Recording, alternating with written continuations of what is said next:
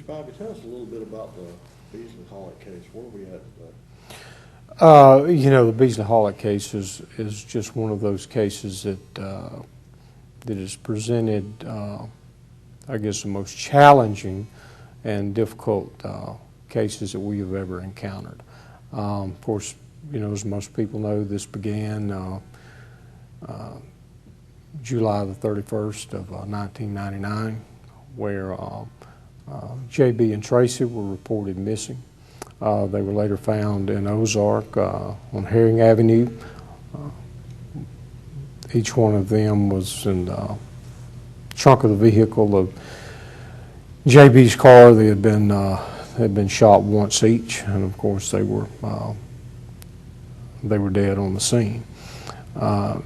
We've worked countless hours on this case and continue to do so today. We have been to numerous states running down leads, investigating leads. Every agency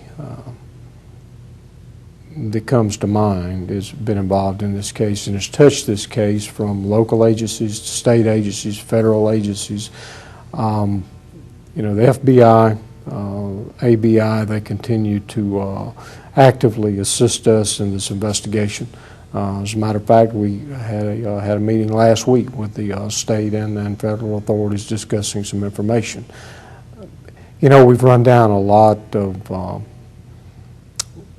leads that basically resulted in a dead end. There was just, we either substantiated the leads or did not. In most of them, unfortunately, there was not enough information to substantiate them as being credible.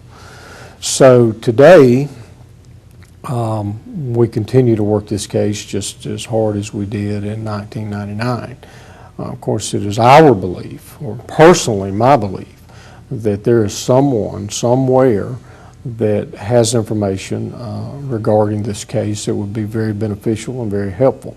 Now, why those people will not come forward, that's beyond me. It's just a very tragic thing, and we certainly want answers for these families. We want justice brought for JB and Tracie, and whomever is responsible for this has absolutely got to be brought to justice. And of course, we want that to happen immediately. So that's pretty much where we're at now. Of course, DNA, we're dealing with DNA evidence.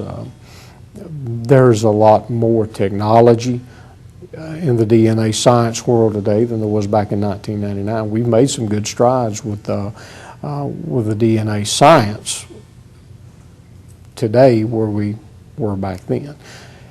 And I have no idea. Hundreds and hundreds of people that have been DNA'd, none of those match.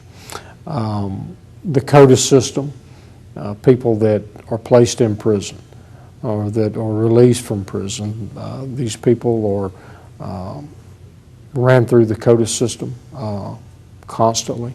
Again, there's no match there. So it's just, it's just an absolute mystery. Number one, as to why someone would do this. We're still unsure of a motive. Robbery does not appear to be a motive. Rape was not a motive. So, absent of the reason why someone done this, right now the only motive is the murder of these two young girls. So that is a hindrance in itself, is not knowing why. And a lot of crimes like this, you can quickly determine why something like this happened. But here again, we're that part's missing as to why. But it is our belief, again, there's someone somewhere that has information. And if they don't want to come in, they can, they can call anonymously. They can put a letter in the mail. There's a lot of different ways law enforcement can be contacted. And again, like I said, the number of law enforcement agencies in state and out of state that continue to actively investigate this case is really phenomenal. We've never had a case of this magnitude that encompassed this many law enforcement agencies working a single case. And they are driven, they are absolutely committed to getting the answers that we need to bring this to a resolution. What keeps that commitment strong, so you don't give up on cases? No, and that's something, I'm asked frequently by the public about this case. And of course, they have a concern that, two beautiful young girls were murdered in their community. And of course, I have that concern.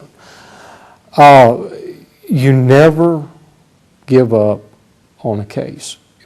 In my career, I've heard the term cold case time and time again. I don't consider this a cold case. This case is not on a shelf collecting dust.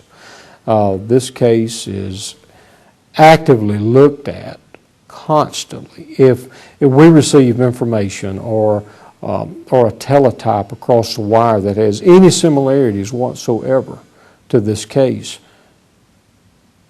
normally we go to that location. We've been, like I said, in countless states investigating cases that had similarities to this. And again, that did not come to fruition.